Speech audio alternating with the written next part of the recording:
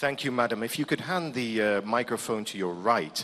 Mr. Valentine Ozigbo is the managing director of Transcorp Hilton Abuja, and I'm sure many of you have stayed in what is if they had 6 stars, it would be a 6-star hotel. Now, part of your job is to look, when you're in the hotel business, it's not about remaining static. It's about expansion. And it's about choosing the right places to invest and spend your money and build these wonderful hotels. I have a very simple question for you, sir.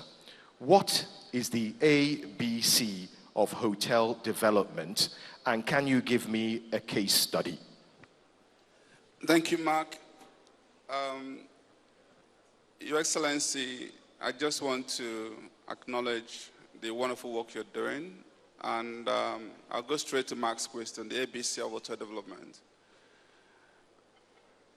There is need for us to understand that hotel development is a specialized field.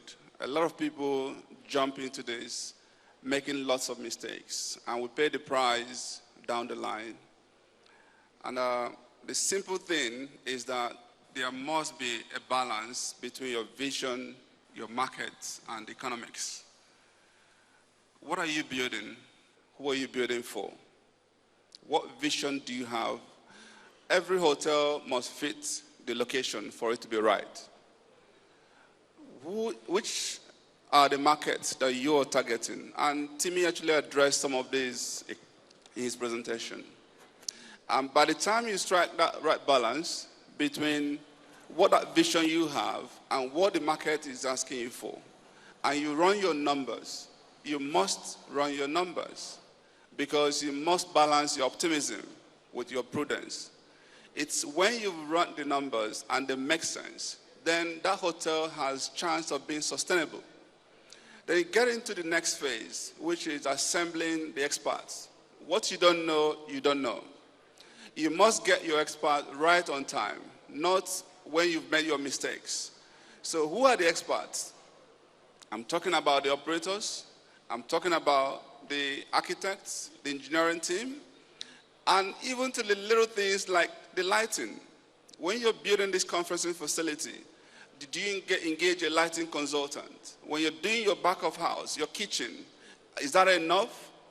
And you can get into those little details, building the infrastructure. And of course, you get into the soft issues, because it's not just about a great hotel, it's also about the service.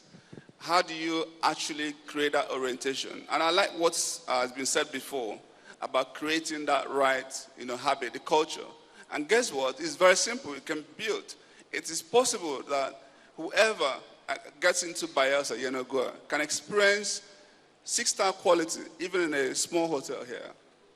And to do that is you consciously build it. There's no story about it. Simple, you build it. So right from the taxi drivers, the security people, down to the people that serve you, front office, down to the room service. And you get experts, train these people, it becomes their way of life. So that when you mention Yenagoa, people can associate quality and excellence to it. Yeah, do you, when you're making your decisions on where to invest millions to build a Hilton hotel, and you look at a potential growth area like Bayelsa, the tourism is not there yet, but the opportunity is there.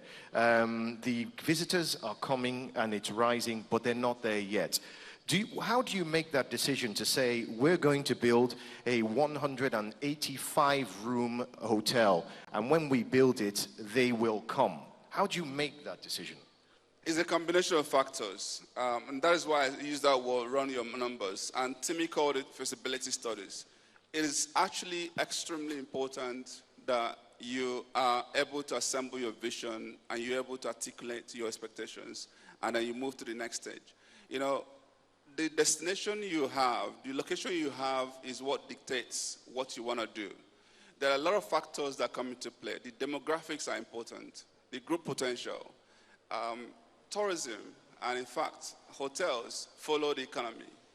When the economy is growing, you will see a lot of visitors, and you want to accommodate them, want to take care of them. So you're asking yourself, where do I see Bayelsa or Yenagoa in another 5-10 years? So what kind of visitors do I expect to see? Yes, exactly. What are the expectations? And that's how you start to form, this is what I want to build.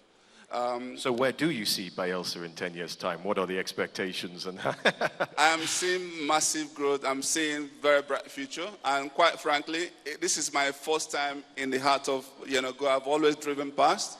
And I can tell Your Excellency that we're going to come back again.